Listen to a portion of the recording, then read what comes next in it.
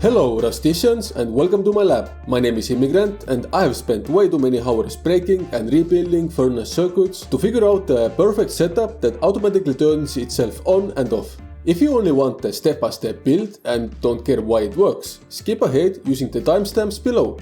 For everyone else, let's see how it works. Alright, let's load a double stack of HQM to show that it can handle it. And to turn it on, just put some ore in the drop box.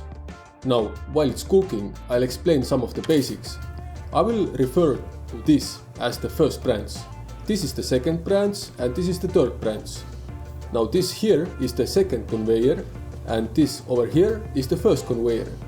About the wire colors. Blue wires are the power source for the components and furnaces. Green wires are responsible for turning the circuit on and keeping it running. Red wires are working to turn the circuit off. The counter is set to 69, so once it reaches the target, the furnaces should turn off. Let's see what happens when it hits the target.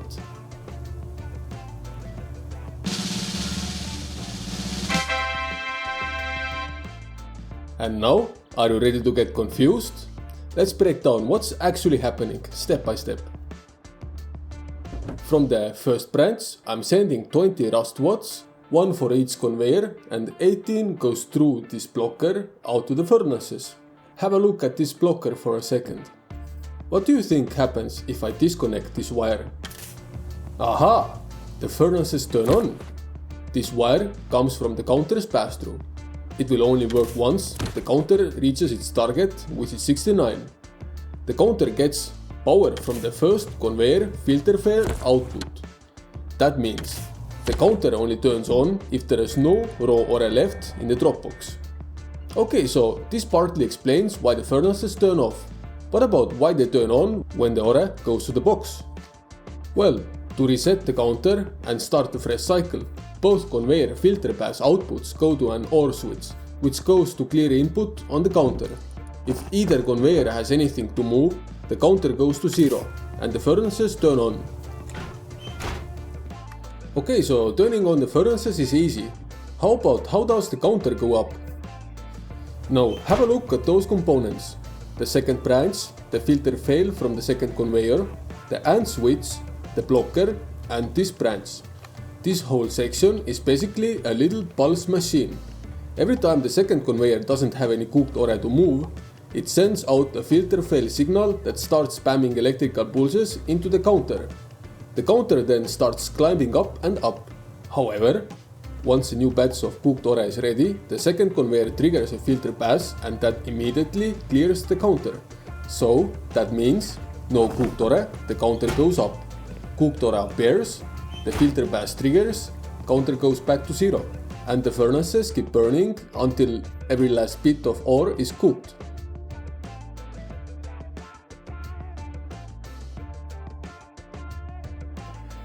And that's the whole science behind it. Now that you know how it works, the only thing left to do is to build it. First, we need to prepare all the components. The only thing you can really change is how many furnaces you want to have and how many splitters you need for that.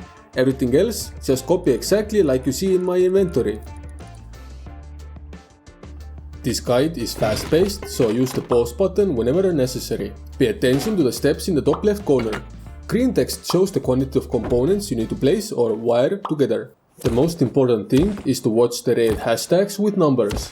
They identify specific components. For example, there is more than one industrial conveyor in this circuit. Hashtag 1 conveyor is the one that transfers raw ore from the box to the furnaces, and hashtag 2 conveyor is the one that transfers cooked ore back to the box. If you want to double check anything, you can also find the link to Blueprint in the description down below.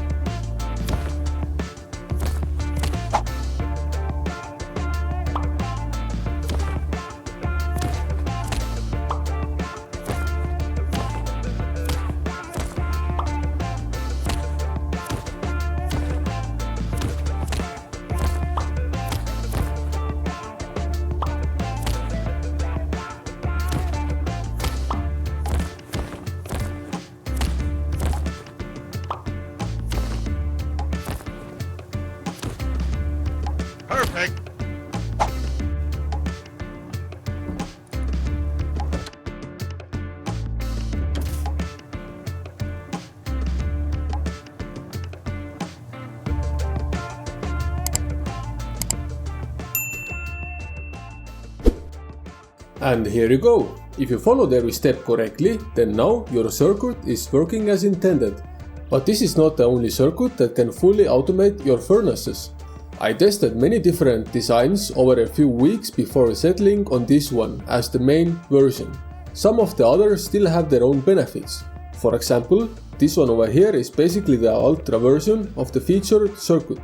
As you can see, the counter doesn't go up to 999, it stays at 69, and the blocker doesn't keep blinking indefinitely. It also turns off after the furnaces shut down.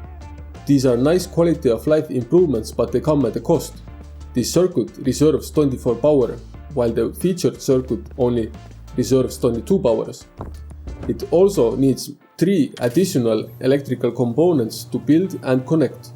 If you're interested in this version, you can find the blueprint down below in the description.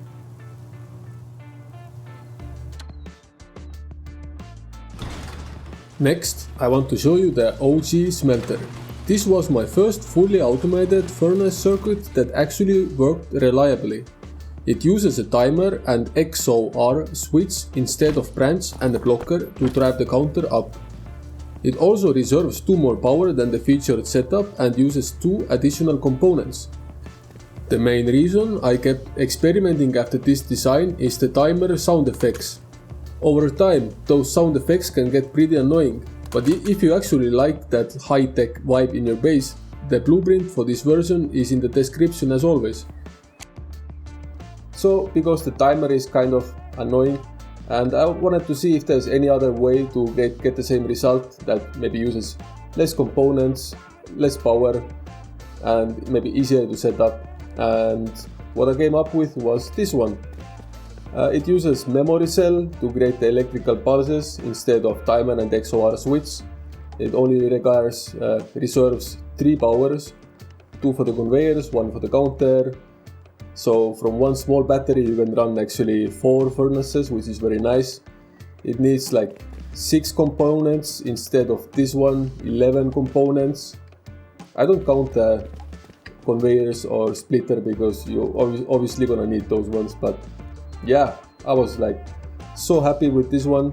I tested it for a few days. I almost started to make a video about this one until I tried to integrate it with automatic loot sorting like here, and that's where the problem started. The memory cell toggle input is like kind of bugged or glitched. So when you have like another automated systems running from the same battery, it can result with the furnaces not turning off when all the ore has been cooked. So as long as it's there's nothing else running from the same battery, like if it's inside a honeycomb as a standalone circuit from like one solar panel or something, is like should be totally fine. I would say it has like 98% reliability. So yeah, there's also the ultra version. I leave those ones in the description just in case if anyone is interested. So unfortunately, after I still had to keep experimenting, and I came up with this one. 12 components, reserve 7 power, or the mini version needs 9 components and reserves 5 power. A big downgrade from here. And yeah, it is a nice setup to look at. It is a good and shit at the same time. If anyone interested, the blueprints are in the description. Anyway, I would say those two over here are much better. Lastly, if you just want something easy to set up, then this classic setup is good enough in most situations. Once you flip the switch and turn on the circuit, it will just keep pushing the raw ore to the furnaces and cooked ore back to the box. Thank you for watching. I've got plenty more original Rust circuits and automation tricks I want to share. This first video took me over a month to put together, so if it helped you, hit a like and subscribe. That tells me it's worth putting in the time to make more videos like this. If you run any issues with your own setup, leave a comment and I'll do my best to help you out.